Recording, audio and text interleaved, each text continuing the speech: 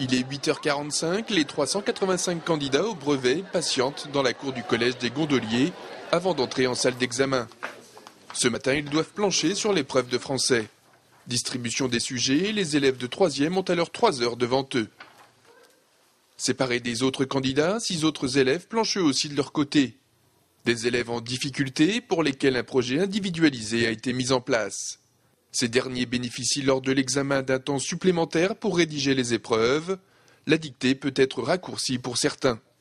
Ce sont des élèves qui ont fait une scolarité, je dirais, avec les autres, normale, mais très tôt, généralement, dès le cours préparatoire, peut-être même avant, on a décelé effectivement des difficultés de langage ou des difficultés à écrire, à entendre les sons.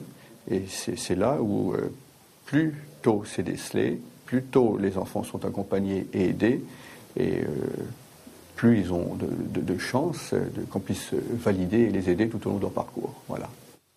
Assistante de vie scolaire pour l'intégration au Gondolier, Malika Delhomme est chargée d'accompagner l'une de ses élèves atteinte d'autisme.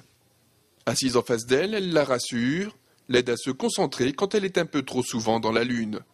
Elle l'accepte très bien. Et puis voilà. Puis comme tout à l'heure, elle m'a posé une question parce que la consigne telle qu'elle était demandée, elle ne la comprenait pas. Donc j'ai reformulé la consigne autrement.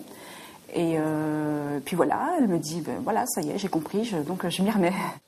Pour le reste, la référente n'a pas eu grand-chose à redire. Manifestement, la demoiselle était bien préparée. Elle est très bien, elle est dans... Je la sens concentrée, peut-être parce que c'est du français et c'est une matière où elle se sent particulièrement à l'aise, mais tout se passe bien.